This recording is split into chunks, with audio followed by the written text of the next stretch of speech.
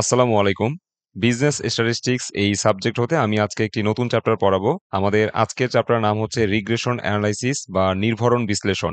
যেহেতু এই চ্যাপ্টারের উপর আমি আজকে প্রথম ক্লাস নিব, সেহেতু আমরা প্রথমেই জানবো যে রিগ্রেশন কাকে বলে। তারপর এই চ্যাপ্টারের ম্যাথ করার জন্য আমাদের কিছু ফর্মুলা মনে রাখতে হবে। আমি সেই ফর্মুলাগুলো সম্পর্কে আজকে ডিসকাস করব। দেন আমরা কিছু অঙ্কের সমাধান করা শিখব। আচ্ছা, স্ক্রিনে আমরা হচ্ছে রিগ্রেশন কাকে বলে এমন একটি সংজ্ঞা দেখতে পাচ্ছি। এখানে বলা হয়েছে দুইটি চলক সম্পর্কযুক্ত হলে একটি স্বাধীন চলক এবং অন্যটি অধীন চলক হয়ে থাকে।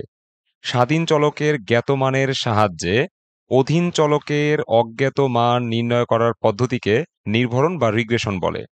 কি বললাম যে দুইটা চলক সম্পর্কযুক্ত হলে একটা স্বাধীন চলক এবং অন্যটা অধীন চলক হয়ে থাকে। স্বাধীন চলকের জ্ঞাত মানের সাহায্যে, জ্ঞাত মান মানে যেই মানটা আমরা জানি, হ্যাঁ, স্বাধীন চলকের জানা মানের সাহায্যে অধীন চলকের অজানা মান নির্ণয় করার পদ্ধতিকে নির্ভরণ বা রিগ্রেশন বলে। আশা করি রিগ্রেশন কাকে বলে এই বিষয়টি বুঝতে পেরেছো। আমাদের এই চ্যাপ্টারে অঙ্ক করার জন্য মোটামুটি 4টা-5টা ফর্মুলা মনে রাখতে হবে। তো আমি আজকে 4টা ফর্মুলা নিয়ে আলোচনা করছি। আমাদের ১ নম্বর ফর্মুলা হচ্ছে regression coefficient of Y on X. আচ্ছা, রিগ্রেশন কোএফিসিয়েন্ট এর বাংলা অর্থ হচ্ছে নির্ভরণ সহগ। সো নির্ভরণ সহগ দুইটা, একটা হচ্ছে ওয়াই অন এক্স আর একটা হচ্ছে এক্স অন ওয়াই। তো যখন regression coefficient Y on X বের করতে বলবে, অর্থাৎ নির্ভরণ সহগ ওয়াই অন এক্স বের করতে বলবে, তখন আমরা বি ওয়ান এর মান নির্ণয় করব। আর বি ওয়ান বের করার জন্য আমাদের এই সূত্রটা মুখস্থ রাখতে হবে। আচ্ছা, আরেকটা সূত্র আছে রিগ্রেশন কোএফিসিয়েন্টেরই, regression coefficient of X on Y. Regression সহগ এক্স অন ওয়াই যদি বের করতে বলে সেক্ষেত্রে আমরা বি টু বের করব। আর বি টু বের করার জন্য আমাদের এই সূত্রটা মুখস্থ রাখতে হবে। তাহলে আবারও বলছি, রিগ্রেশন কোএফিসিয়েন্টের দুইটা সূত্র। যদি প্রশ্নের মধ্যে regression coefficient Y on X বলে তাহলে বি ওয়ান বের করতে হবে। যদি প্রশ্নের মধ্যে regression coefficient X on Y বলে সেক্ষেত্রে বি টু বের করতে হবে। আবার অনেক সময় কি বলে যে টু রিগ্রেশন ইকুয়েশন নির্ণয় করো, সেক্ষেত্রে দুইটাই বের করতে হবে। ঠিক আছে? আচ্ছা, এরপর আরো ২টা ফর্মুলা আছে আমাদের। ৩ নাম্বার ফর্মুলা হচ্ছে regression equation of Y on X. যদি নির্ভরণ সমীকরণ বের করতে বলে তাহলে দেখবা পাশে কি লেখা আছে, ওয়াই অন এক্স লেখা আছে কিনা। যদি regression equation Y on X বের করতে বলে তাহলে ওয়াই সমান A one plus B one X এই সূত্রটা প্রয়োগ করতে হবে। হ্যাঁ, ওয়াই অন এক্স বললে ওয়াই সমান A one plus B one X এই সূত্রটা প্রয়োগ করতে হবে। সো এ ওয়ান এর মান এটা আমাদের প্রশ্নে দেওয়া থাকবে না, আমরা বের করে নিব। এ ওয়ান বের করার সূত্র হচ্ছে y bar minus B one x bar. আর বি ওয়ান এর মান এটাও আমাদের প্রশ্নে দেওয়া থাকবে না, আমরা বি ওয়ান এর মানটাও বের করে নিব। বি ওয়ান বের করার জন্য আমরা এই সূত্রটা অ্যাপ্লাই করবো, summation X Y minus summation X into summation Y divide by N divide by summation X square minus summation X whole square divide by N. এই সূত্র প্রয়োগ করে আমরা বি ওয়ান এর মানটা নির্ণয় করতে পারবো। সো এ ওয়ান আর বি ওয়ান এর মান যদি আমরা বের করতে পারি তাহলে এই যে সমীকরণটা আছে না, regression equation Y on X, এই ওয়াই অন এক্স এর সমীকরণের মধ্যে এ ওয়ান এর মান বসাই দিবা এবং বি ওয়ান এর মান বসাই দিবা। তাহলেই কিন্তু আমাদের রিগ্রেশন ইকুয়েশনটা তৈরি হয়ে গেল। ঠিক আছে, আমাদের এই ওয়াই আর এক্স দুই পাশে যা আছে তাই থাকবে, জাস্ট এ ওয়ান এর জায়গায় এ ওয়ান এর মান আমরা বের করে বসাই দিব, বি ওয়ান এর জায়গায় বি ওয়ান এর মান বের করে আমরা এখানে বসাই দিব। হ্যাঁ, তাহলে Y equal to A one plus B one X. আমাদের এই সমীকরণের মধ্যে যখন এ ওয়ান আর বি ওয়ান এর মান বসাই দিব তখনই কিন্তু regression equation Y on X এর সমীকরণটা তৈরি হয়ে গেল। আর পাশের এই সাইড নোটটা মনে রাখবা যে যখন regression equation Y on X সমান তুমি সূত্র বসাবা, হ্যাঁ, তখন এই সূত্রের মধ্যে ওয়াই হচ্ছে ডিপেন্ডেন্ট ভ্যারিয়েবল। ঠিক আছে, ওয়াই হচ্ছে ডিপেন্ডেন্ট ভ্যারিয়েবল, আর এই যে ডানে যে এক্স আছে, সবার শেষে যে এক্স আছে, এক্স হচ্ছে ইন্ডিপেন্ডেন্ট ভ্যারিয়েবল। আর এ ওয়ান দিয়ে বোঝায় ওয়াই ইন্টারসেপ্ট, বি ওয়ান দিয়ে বোঝায় slope of the line. Slope মানে হচ্ছে ঢাল, হ্যাঁ, বি ওয়ান দিয়ে স্লপ অফ দ্য লাইন বোঝায়। আচ্ছা, এরপরে আমাদের ৪ নাম্বার যে সূত্র সেটা হচ্ছে regression equation of X on Y. তো রিগ্রেশন সমীকরণ যখন এক্স অন ওয়াই বের করতে বলবে তখন আমরা এক্স সমান সূত্র প্রয়োগ করব। হ্যাঁ, এক্স সমান A two plus B two Y. A টুর মান আমাদের প্রশ্নে দেওয়া থাকবে না, আমরা এ টু বের করার সূত্র প্রয়োগ করব x bar minus B two y bar.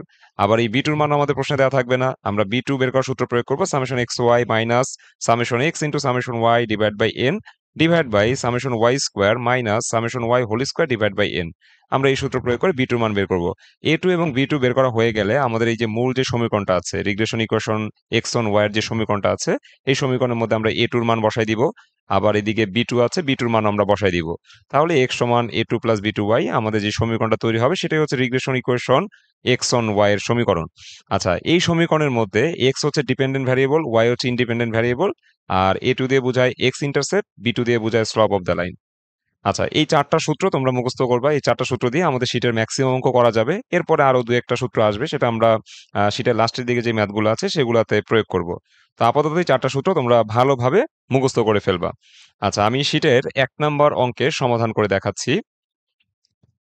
ওকে, স্ক্রিনে আমরা ১ নাম্বার অঙ্কটি দেখতে পাচ্ছি। এখানে বলা হইছে, "a researcher wants to find out if there is any relationship between age of the husband and age of the wife." বলছে একজন গবেষক সে ফাইন্ড আউট করতে চাচ্ছে। কি ফাইন্ড আউট করতে চাচ্ছে? Relationship between age of husband and age of wife. মানে হাসব্যান্ডের বয়স এবং ওয়াইফের বয়সের মধ্যে কোনো সম্পর্ক আছে কিনা এটা সে ফাইন্ড আউট করতে চাচ্ছে। He took a random sample of 7 couples whose respective age are given below. সে র‍্যান্ডমলি ৭ টা কাপলের স্যাম্পল কালেক্ট করেছে, যা নিচে দেওয়া হলো। যেমন এখানে বলা আছে এজ অফ হাসব্যান্ড, যাকে আমরা এক্স দ্বারা প্রকাশ করেছি, আর এজ অফ ওয়াইফস, যাকে আমরা ওয়াই দ্বারা প্রকাশ করেছি। আচ্ছা, সো এক্স আর ওয়াই যদি এটা প্রশ্নে উল্লেখ করা না থাকে, সেক্ষেত্রে আমরা প্রথম চলকটাকে সবসময় এক্স ধরবো আর দ্বিতীয় চলকটাকে সবসময় ওয়াই ধরবো। আর এখানে যেহেতু প্রশ্নে উল্লেখ করে দিয়েছে, সেহেতু আমাদের আর ধরা লাগবে না। আমরা সরাসরি এক্স এর মান পেয়ে গেছি এবং সরাসরি ওয়াই এর মানও পেয়ে গেছি। তো এজ অফ হাসব্যান্ড এটা হচ্ছে এক্স এর মান, অর্থাৎ হাসব্যান্ডের বয়স যখন 25, হ্যাঁ, এজ অফ ওয়াইফ, ওয়াই এর মান কত? 18। হাসব্যান্ডের বয়স যখন 25, ওয়াইফের বয়স তখন 18। এটা একটা কাপলের বয়স কালেক্ট করা হয়েছে। হ্যাঁ, র‍্যান্ডম স্যাম্পল বলতে আমরা বুঝি হচ্ছে মানে সামনে যাকে পেয়েছে, হ্যাঁ, না জেনেই আমরা হচ্ছে সেই কাপলটার বয়স জিজ্ঞাসা করছি। হাসব্যান্ডের বয়স পেয়েছি 25 আর ওয়াইফের বয়স পেয়েছি 18। এটাকে আমরা র‍্যান্ডম স্যাম্পল বলি। ঠিক আছে? যে আমি আ হঠাৎ করে কারো বাসায় গেলাম বা হঠাৎ করে কোনো রাস্তায় আমি একজন কাপল পেলাম। সেখান থেকে হঠাৎ করে আমি যে মানটা পেলাম আরকি, হ্যাঁ, র‍্যান্ডমলি যে মানটা কালেক্ট করলাম সেটাকে আমরা র‍্যান্ডম স্যাম্পল বলি। এমন হবে না যে আমি আগে থেকেই জানতাম যে রহিমের বাসায় যাচ্ছি, রহিমের বয়স 25, তার বউয়ের বয়স হচ্ছে 18। হ্যাঁ, ওই বাসায় গিয়ে আমি স্যাম্পল কালেক্ট করছি, এরকম না। আমি র‍্যান্ডম স্যাম্পল বলতে হচ্ছে সামনে যাকে পাচ্ছি বা হচ্ছে কোনো বাসায় আমি না জেনেই বাসায় গিয়েছি, ওইখানে হাসব্যান্ডের বয়স আর ওয়াইফের বয়সটা আমি যেভাবে পেয়েছি ওইভাবে লিপিবদ্ধ করেছি। এটাকে আমরা র‍্যান্ডম স্যাম্পল বলে থাকি। আচ্ছা, এরপর আরেকটা র‍্যান্ডম স্যাম্পল হচ্ছে যে হাসব্যান্ডের বয়স যখন 27, তখন ওয়াইফের বয়স হচ্ছে 20। তারপর আরেকটা র‍্যান্ডম স্যাম্পল হচ্ছে হাসব্যান্ডের বয়স 29, ওয়াইফের বয়স তখন হচ্ছে কত? 20। এইভাবে আমাদের কাছে এক্স এর মান এবং ওয়াই এর মান দেওয়া আছে। এখন বলছে কম্পিউট 2 রিগ্রেশন ইকুয়েশন। আমাদেরকে ২ টা রিগ্রেশন ইকুয়েশন নির্ণয় করতে বলেছে। And determine the most likely age of husband for age of wife 35 years. মানে ওয়াইফের বয়স যখন 35 বছর, তখন হাসব্যান্ডের বয়স কত হবে? এই বিষয়ে একটা আ তথ্য জানতে চেয়েছে। And most likely age of wife for age of husband 36 years. মানে তোমাকে ওয়াইফের বয়স কত হবে যদি হাসব্যান্ডের বয়স 36 বছর হয়? এই বিষয়েও জানতে চেয়েছে। তো এই হচ্ছে আমাদের পুরো অঙ্ক। তো আমরা যেটা দেখতে পাইলাম আরকি, যে আমাদের অঙ্কের মধ্যে হাসব্যান্ডের এজ এবং ওয়াইফের এজ দেওয়া আছে। এদের মধ্যে কোনো রিলেশনশিপ আছে কিনা এই বিষয়টাই রিসার্চার জানতে চাচ্ছে। তো সে ৭ জন কাপলের র‍্যান্ডম স্যাম্পল কালেক্ট করেছে। সো আমরা দেখতে পাচ্ছি এইখানে হাসব্যান্ডের বয়স দেওয়া আছে, ওয়াইফের বয়স দেওয়া আছে। এখানে মোট কাপল আছে কয়টা? ৭ টা কাপল আছে।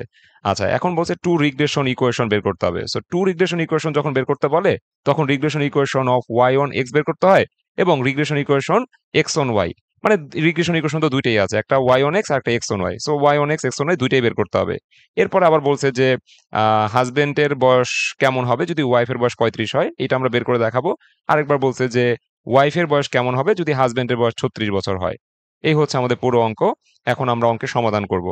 আচ্ছা, ১ম এ লিখব a table for calculation of regression equation. Regression equation নির্ণয়ের জন্য একটা টেবিল। অর্থাৎ আমাদের অঙ্কের মধ্যে বলেছিল 2 রিগ্রেশন ইকুয়েশন নির্ণয় করতে হবে। অর্থাৎ ২ টা রিগ্রেশন ইকুয়েশন নির্ণয় করতে হবে। হ্যাঁ? That's mean regression equation y on x বের করতে হবে। আবার regression equation x on y বের করতে হবে। তো যখন ২ টা রিগ্রেশন ইকুয়েশন নির্ণয় করতে বলবে, তখন সবসময় এই টেবিলের মধ্যে ৫ টা কলাম হবে।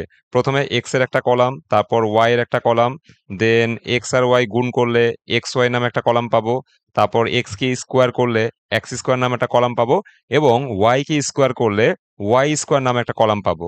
তাহলে যখনই 2 রিগ্রেশন ইকুয়েশন বের করতে বলবে, তখন আমরা এই ৫ কলাম বিশিষ্ট একটা টেবিল তৈরি করব। তো আসো আমরা টেবিলের মানগুলো পূরণ করি। আমাদের প্রথমত x এর মান লিখতে হবে। সো এজ অফ হাসব্যান্ড, যাকে x দ্বারা প্রকাশ করা হয়েছে, সো x এর মানগুলো দেখে দেখে বসায় ফেলবা। এই যে 25 থেকে একদম 39 পর্যন্ত। তারপরে y মানে হচ্ছে এজ অফ ওয়াইফস, মানে আ স্ত্রীর বয়স হচ্ছে y, হ্যাঁ? তো y এর যে মানগুলা প্রশ্নে দেওয়া আছে সেই মানগুলো আমরা সিরিয়ালি বসায় ফেলবো। হ্যাঁ, এই যে 18 থেকে 37 পর্যন্ত বসাইলাম। এখন এক্স আর ওয়াই গুণ করলে এক্স ওয়াই নামে একটা কলাম পাবো। যেমন 25 আর 18 গুণ করলে আমরা এখানে একটা মান পাবো। তারপরে 27 আর 20 গুণ করলে এখানে একটা মান পাবো। তো এই মানগুলো তোমরা নিজেরা ক্যালকুলেশন করবা। আমার কাছে করা আছে, আমি সরাসরি বসাই দিচ্ছি। হ্যাঁ, সো এখানে এক্স ওয়াই এর মানগুলো এরকম আসবে। তারপরেও তোমরা ক্যালকুলেশন করার সময় একটু ভালো করে চেক করে নিও। অনেক সময় বই থেকে টাইপ করতে গেলে ভুল উঠতেও পারে। যদি কোনো প্রবলেম হয় অবশ্যই আমাকে কমেন্টে জানাবা। আচ্ছা, তারপর এক্স স্কোয়ার। এই যে এক্স স্কোয়ার এই কলামটা আমরা কিভাবে পাবো? আমাদের এক্স কত? প্রথমে আছে 25। সো 25 কি স্কোয়ার করলে এটি তো এক্স স্কোয়ার, তাই না? আবার 27 কি স্কোয়ার করলে এটি তো এক্স স্কোয়ার। তো এইভাবে এক্স স্কোয়ার মানগুলো আমাদের লিখতে হবে। সো আমি আচ্ছা এক্স স্কোয়ার মানগুলো লিখলাম। দেন ওয়াই স্কোয়ার মান লিখতে হবে। তো এই যে 18 আছে, এটাকে স্কোয়ার করলে ওয়াই স্কোয়ার মান পাবো 324। তারপরে 20 কি স্কোয়ার করলে পাবো 400। আবার এই 20 কি স্কোয়ার করলে পাবো 400। এভাবে ওয়াই স্কোয়ার মানগুলো লিখতে হবে। আচ্ছা, টেবিলের যেই মানগুলো আমি বসাইছি আশা করি এগুলো সবাই নিজে নিজে বসাতে পারবে। এরপরে যে কাজটা সেটা হচ্ছে এক্স এর যোগফল নামাইতে হবে, ওয়াই এর যোগফল নামাইতে হবে। তারপরে এক্স ওয়াই এর গুণফল, হ্যাঁ, মানে এক্স আর ওয়াই গুণ করলে যে গুণফলগুলো পাওয়া গেছে এগুলোর যোগফল নামাইতে হবে। এক্স স্কোয়ারের যোগফল নামাইতে হবে, ওয়াই স্কোয়ার যোগফল নামাইতে হবে। তো আমি যোগফলও নামাই ফেলছি। সামেশন এক্স এর মান আসবে 224, সামেশন ওয়াই এর মান আসবে 175, সামেশন এক্স ওয়াই এর মান আসবে 5798, আর সামেশন এক্স স্কোয়ারের মান আসবে 7334, সামেশন ওয়াই স্কোয়ারের মান আসবে 4643। এই টেবিলটা কমপ্লিট করার পর আমরা কিন্তু টু রিগ্রেশন ইকুয়েশন নির্ণয় করতে পারবো, অর্থাৎ regression equation Y on X বের করতে পারবো, আবার রিগ্রেশন ইকুয়েশন এক্স অন ওয়াইও বের করতে পারবো। তা আসো প্রথমে regression equation Y on X বের করে ফেলি। আমরা লিখলাম calculation of regression equation of Y on X. আমরা নির্ভরণ সমীকরণ নির্ণয় করব ওয়াই অন এক্স এর। সো উইনো দিয়ে আমরা সূত্র বসাবো Y equal to A one plus B one X. এখন এই সূত্রের মধ্যে এ ওয়ান এর মান কত বসাইতে হবে, বি ওয়ান এর মান কত বসাইতে হবে, তাহলেই আমাদের এই সূত্রটা পূর্ণতা পাবে। এখন প্রথমত এ ওয়ান এর মান বের করা যাবে না, প্রথমত আমরা বি ওয়ান এর মানটা বের করব। বি ওয়ান বের করা হয়ে গেলে তারপর এ ওয়ান বের করব। হ্যাঁ, তারপর আমরা সূত্রের মধ্যে মান বসাই দিব। সো আগে বি ওয়ান বের করে ফেলি। হোয়ার দিয়ে আমরা বি ওয়ান এর মান বসাবো, সূত্র বসাবো প্রথমে। Summation X Y minus summation X into summation Y divide by N divide by summation X square minus summation X whole square divide by N. এরপর এই সূত্রের মধ্যে আমরা টেবিল থেকে মান বসাবো। তারপর ক্যালকুলেশন করলে বি ওয়ান এর মান আসবে 1.20। বি ওয়ান বের করা হয়ে গেলে আমরা এ ওয়ান ক্যালকুলেশন করব। সো এ ওয়ান বের করার সূত্র হচ্ছে y bar minus B one x bar. So y bar কত এটা আমি হেয়ারে বের করে নিচ্ছি। ওয়াই বার বের করার সূত্র হচ্ছে সামেশন ওয়াই কে এন দিয়ে ভাগ করব। ওয়াই বার মানে ওয়াই এর গড়। সো ওয়াই এর গড় কিভাবে পাবা? ওয়াই এর গড় পাবা সামেশন ওয়াই কে এন দিয়ে ভাগ করতে হবে। সামেশন ওয়াই এর মানে 175, এই যে প্রশ্নে আমরা বের করেছি 175। সো 175 কে 7 দিয়ে ভাগ করলে আমাদের ওয়াই বারের মান হচ্ছে 25। আর বি ওয়ান এর মান তো আমার কাছে আছেই, এক্স বারের মানটা আমার কাছে নাই। সো এক্স বার বের করার সূত্র হচ্ছে সামেশন, আচ্ছা সূত্রটা লেখা হয় নাই, সূত্রটা আমি একটু লিখে দিচ্ছি।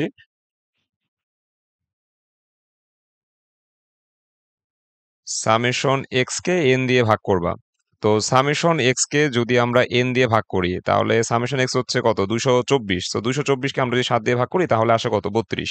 আচ্ছা, এরপর আমরা মান বসাবো। ওয়াই বারের পরিবর্তে আমরা 25 বসাইলাম, মাইনাসের মাইনাস, বি ওয়ান এর পরিবর্তে আমরা 1.20 বসাইলাম, আর ইন্টু এক্স বারের পরিবর্তে 32 বসাই দিলাম। দেন ক্যালকুলেশন করলে -13.4 আসে এ ওয়ান এর মান। সো আমাদের কাছে বি ওয়ান এর মান বের করা হয়েছে, আবার এ ওয়ান এর মানও বের করা হয়েছে। এখন আমরা regression equation Y on X নির্ণয় করতে পারবো।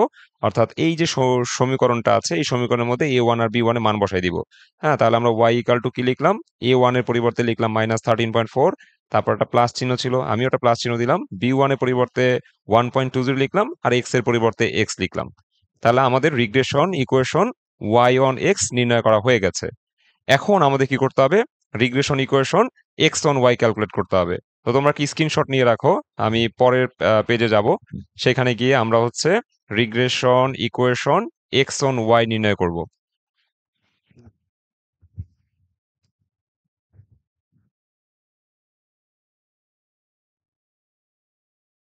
আচ্ছা, লিখলাম calculation of regression equation of X on Y.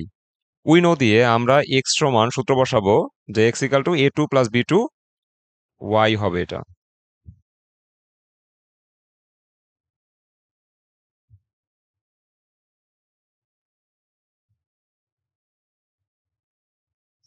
A two plus B two Y.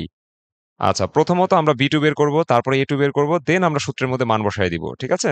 So B two বের করার জন্য আমরা সূত্র প্রয়োগ করব যে বি টু সমান summation X Y minus summation X into summation Y divide by N divide by summation Y square minus summation Y whole square divide by N. এরপর এই সূত্রের মধ্যে আমরা মান বসাই দিব।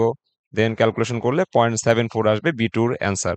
আচ্ছা, বি টু বের করার পরে আমরা এ টু বের করব। এ টু বের করার জন্য সূত্র হচ্ছে x bar minus B two y bar. So x বারের মান ওয়াই বারের মান আমরা একটু আগেই বের করেছি, আর নতুন করে বের করার দরকার নাই। এক্স বারের মান বের হয়েছিল কত, 32, আর ওয়াই বারের মান বের হয়েছিল 25, আর বি টুর মান কত বের হলো, 0.74। আচ্ছা, এরপর ক্যালকুলেশন করলে 13.5 আসে এ টুর মান। দেন আমরা হচ্ছে সূত্রের মধ্যে মান বসাই দিব, লিখবো hence regression equation of Y on X is. হ্যাঁ, এই যে সূত্রটা আছে এই সূত্রের মধ্যে মান বসাই দিব যে এক্স সমান এ টুর মান হচ্ছে 13.5 প্লাস বি টুর মান হচ্ছে 0.74, আর ওয়াই এর জায়গায় ওয়াই থাকবে। তা আমাদের দুইটা রিগ্রেশন ইকুয়েশন বের করতে বলেছে, আমরা কিন্তু দুইটা রিগ্রেশন ইকুয়েশন বের করে ফেলেছি। আচ্ছা, এখানে আবার জানতে চেয়েছে determine the most likely age of husband for age of wife 35 years. মানে ওয়াইফের বয়স যখন 35 বছর তখন হাজবেন্ডের বয়স কত। তো ওয়াইফের বয়স 35 বলতে আমরা আসলে কি বুঝি, ওয়াইফ মানে হচ্ছে ওয়াই। সো ওয়াই এর মান যদি 35 হয় তাহলে হাজবেন্ড বা এক্স এর মান কত। হাজবেন্ড মানে তো এক্স, তাই না? তো এক্স এর মান কত। তো যখন এক্স এর মান বের করতে বলবে তখন এক্স এর যে সমীকরণটা আছে এই সমীকরণটা ব্যবহার করতে হবে। হ্যাঁ, এক্স এর সমীকরণের মধ্যে একদম লাস্টে দেখো ওয়াই আছে, সো এই ওয়াই এর মধ্যে তুমি 35 বসাই দিবা, যেহেতু ওয়াইফ মানে হচ্ছে ওয়াই। সো ওয়াই এর মান যদি 35 হয়, হাজবেন্ডের বয়স কত। হ্যাঁ, সো এক্স এর মান কত এটা যখন জানতে চাবে তখন আমরা এক্স এর সমীকরণের মধ্যে ওয়াই এর মানটা বসাই দিব। ওয়াই এর মান কত দেওয়া হচ্ছে, 35। আচ্ছা, আমি এই পাটা করে দেখাচ্ছি। আমরা হচ্ছে লিখবো যে when wife's age is 35 years, মানে যখন ওয়াইফের বয়স 35 বছর, then most likely age of husband is, তখন হাজবেন্ডের বয়স হবে, হ্যাঁ, এক্স ইকাল টু যে সমীকরণটা আছে এই সমীকরণের মধ্যে ওয়াই এর মান জাস্ট 35 বসাই দিবা। তাহলে দেখবা যে হাজবেন্ডের বয়স 39.4 চলে আসবে। আচ্ছা, এরপর আবার বলছে and most likely age of wife, ওয়াইফের বয়স কত for age of husband 36 years. যদি হাজবেন্ডের বয়স 36 ইয়ার্স হয়, হ্যাঁ, এক্স এর মান যদি 36 হয় তাহলে ওয়াইফের বয়স কত, দ্যাটস মিন ওয়াই এর মান কত। হ্যাঁ, তো যখন ওয়াইফের বয়স জানতে চেয়েছে, দ্যাটস মিন ওয়াই এর মান জানতে চেয়েছে, তখন ওয়াই এর সমীকরণের মধ্যে মান বসাইতে হবে। তা আমরা লিখলাম যে when husband is 36 years, যখন হাজবেন্ডের বয়স 36 বছর, then most likely age of wife is, তখন ওয়াইফের বয়স হবে, হ্যাঁ, তোমার ওয়াই ইকাল টু যে সমীকরণটা আছে ওই সমীকরণে একদম লাস্টে এক্স ছিল, এক্স এর জায়গায় 36, দ্যাটস মিন হাজবেন্ডের বয়সটা বসায় দাও। তাহলে দেখবা যে ওয়াইফের বয়স চলে আসে 29.8, অর্থাৎ হাজবেন্ডের বয়স 36 হলে ওয়াইফের বয়স হবে 29.8। এটা এই গবেষণা অনুযায়ী আর কি আমরা বুঝতে পারলাম। আর এখানে বলা আছে ওয়াইফের বয়স 35 হলে তাহলে হাজবেন্ডের বয়স কত হবে, 39.4। আর পরের পার্টে পেলাম কি, যে হাজবেন্ডের বয়স 36 হলে ওয়াইফের বয়স হওয়া দরকার কত, 29.8। তো এই ছিল আমাদের শীটের 1 নম্বর অঙ্ক। তো তোমরা আশা করি 1 নম্বর অঙ্ক করতে পারবা, প্রায় প্রতিটা অঙ্ক একই রকম।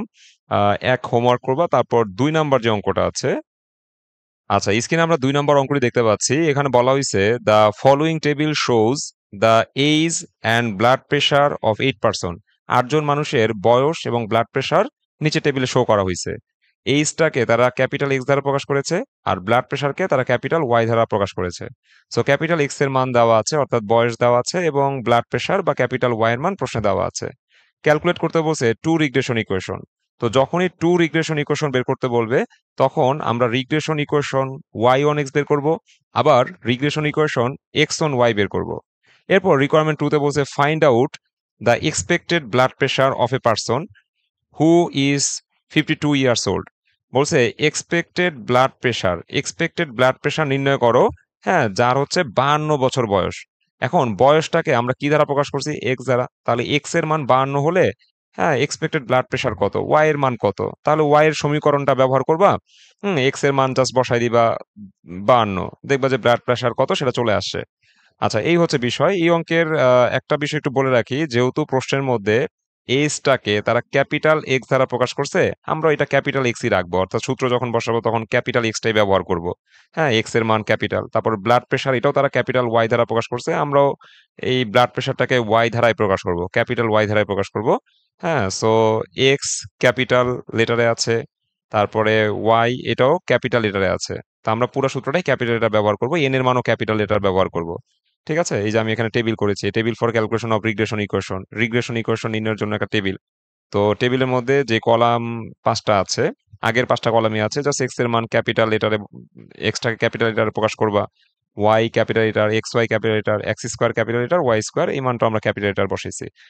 হ্যাঁ, সো এরপরে টেবিল তৈরি করবা, দেন সূত্র বসাই দিবা, দেখবা যে regression equation Y on X বের হয়ে গেছে, রিগ্রেশন ইকুয়েশন এক্স অন ওয়াইও বের হয়ে যাবে।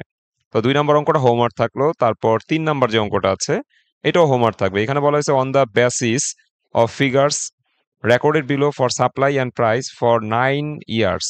আচ্ছা, 9 বছরের জন্য সাপ্লাই এবং প্রাইস রেকর্ড করা হয়েছে। সাপ্লাইকে আমরা এক্স ধরবো আর প্রাইসকে আমরা ওয়াই ধরবো। Calculate regression coefficient. Regression coefficient বের করতে বলছে, তার মানে রিগ্রেশন কোএফিসিয়েন্ট তো দুইটা, বি ওয়ান আর বি টু। সো আমাদের বি ওয়ান আর বি টুর মান বের করতে হবে। এই যে বি ওয়ানের সূত্র এটা, বি টুর সূত্র এটা।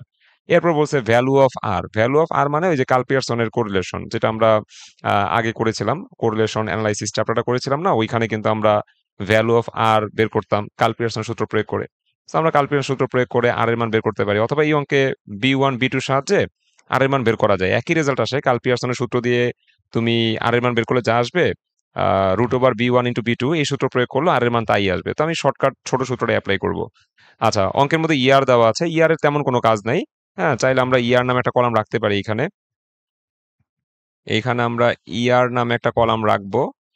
হ্যাঁ, সেক্ষেত্রে আমরা জাস্ট এন এর মানটা পাবো আর কি। এন এর মানটা কত পাবো?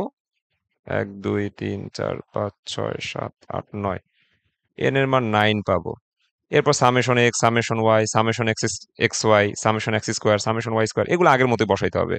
হ্যাঁ, বসানোর পরে আমরা হচ্ছে regression coefficient, that's mean regression coefficient Y on X B one বের করবো এই সূত্রের সাহায্যে। তারপর রিগ্রেশন কোএফিসিয়েন্ট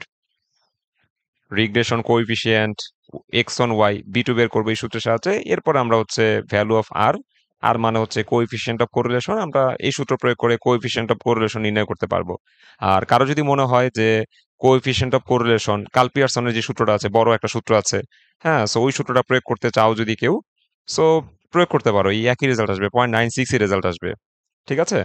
অথবা তোমরা চাইলে এই শর্টকাট সূত্রটা অ্যাপ্লাই করতে পারো। যখন তোমার কাছে বি ওয়ান বি টু আছে, তখন আর অত বড় সূত্র অ্যাপ্লাই করে লাভ কি? আমরা শর্টকাটেই আর এর মানটা বের করে ফেলতে পারবো। √বি ওয়ান গুণ বি টু এই সূত্র প্রয়োগ করলে 0.96 রেজাল্ট চলে আসে। আচ্ছা, সো আশা করি 3 নম্বর অঙ্ক করতে পারবা। এরপর তোমাদের শীটের 4 5 এই 5 পর্যন্ত হোমওয়ার্ক থাকলো, আমি লিখে দিচ্ছি। তোমাদের হোমওয়ার্ক থাকবে কত পর্যন্ত? হোমওয়ার্ক থাকবে 1 থেকে 5 পর্যন্ত। আশা করি সবাই আজকের ক্লাস বুঝতে পেরেছো। হ্যাঁ, যদি কোনো কোশ্চেন থাকে, কোশ্চেন থাকলে তো করতে হবে অবশ্যই। আর যদি কোশ্চেন না থাকে, আমি আজকের মতো বিদায় নিব। আচ্ছা, ঠিক আছে, আশা করি কারো কোনো কোশ্চেন নাই। আমি আজকের মতো বিদায় নিচ্ছি। সবাই ভালো থেকো। আল্লাহ হাফেজ। আসসালামু আলাইকুম সবাইকে।